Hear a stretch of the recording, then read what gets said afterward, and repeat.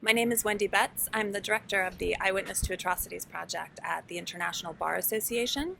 The eyeWitness Project has developed a mobile camera app that can be used to photograph or video information related to human rights abuses in a manner that would facilitate the use of that information in court.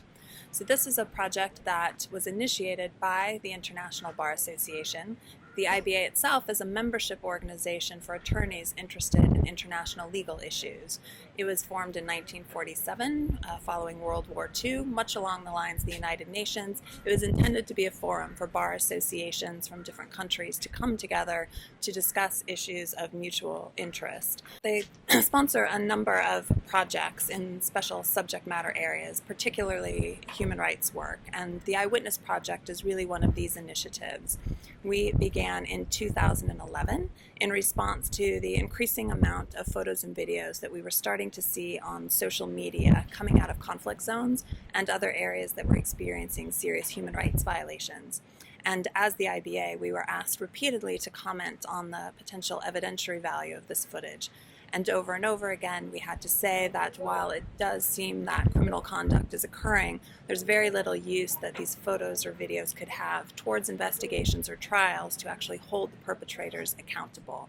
So we set out to design a tool that individuals, activists, journalists, and ordinary citizens could use in these locations to film this footage in a way that could facilitate its authentication and its eventual use towards holding the perpetrators accountable. We came to know the Shaakshi Project when we found the Shaakshi website and we're looking at the resource hub that exists for journalists, human rights defenders, and peace builders. And this is the same target audience that we have with the eyeWitness app. And so we contacted Shaakshi to give more information about the work that we were doing in the hopes that it might be of use to some of the Shaakshi network.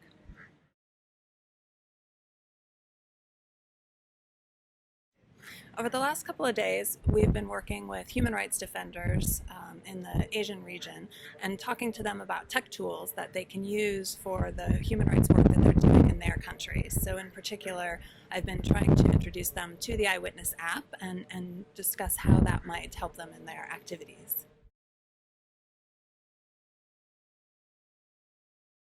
We started the eyeWitness Project in 2011, and it arose in response to the increasing amount of information that we were starting to see on social media and other internet platforms, so specifically photos and videos that were coming out of conflict zones and other areas that were experiencing mass human rights violations. And we realized that despite the fact that this information showed really egregious conduct taking place in these locations, there was very little use that it could actually have in investigations or trials to hold the perpetrators of this conduct accountable.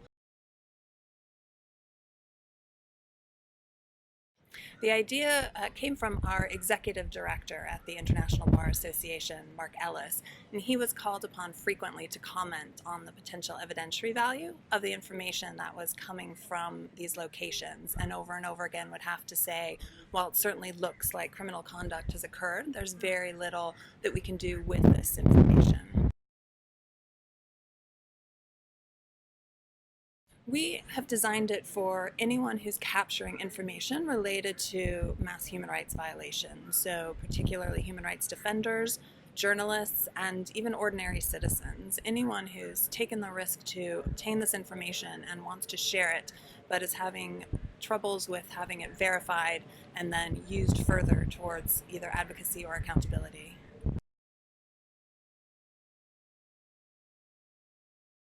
We began the project in 2011, and we spent the first years in research and development and testing of various prototypes of the app. So we've launched the final production version of the app in June 2015. So since then, it's been available for download free of charge for activists, journalists, and other individuals in the field to download and start using. We've provided a number of informational materials about how to use the app. So when the user is downloading and registering the app, it provides instructions on how to install it and on a tutorial on how to use it. As well, there's information inside the app that they can use to refresh their memories, and there's training materials available on our website in multiple languages that they can use. We've been partnering with organizations working in the field in various ways. So individuals can take up the app and start using it and provide information back to their organization. And if that organization needs the information verified, we can provide that verification for them.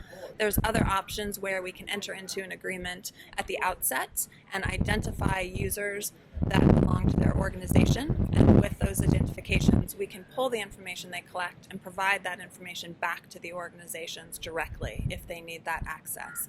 And finally, if they want to use the information either in a legal setting or in an advocacy setting before government bodies or international bodies, we can provide a copy with a chain of custody attached that they can use to authenticate the information.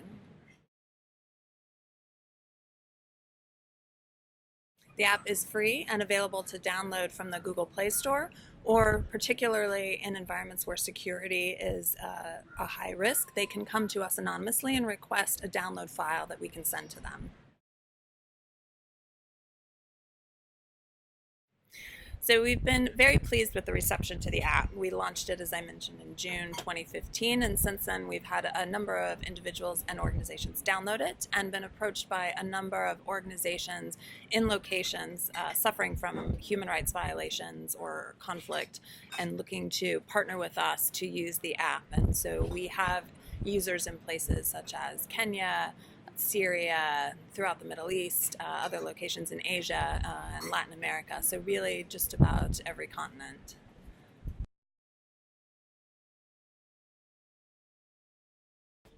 We've designed the app to be used by individuals and organizations in conflict zones and other areas experiencing serious human rights violations. And for that reason, we've designed the app to work in low infrastructure and high security risk environments. So it includes a number of security features that are intended to mask the existence of the app and the information collected on the device. So for example, the users can choose their own icon to indicate the app so that there's not one icon that's readily apparent to, for example, a checkpoint guard. Another feature is all the information is stored encrypted in a secured gallery inside the app. That gallery is accessed by a passcode swipe that's unique to the user, and that passcode swipe is entered in a screen embedded under one of the camera setting screens.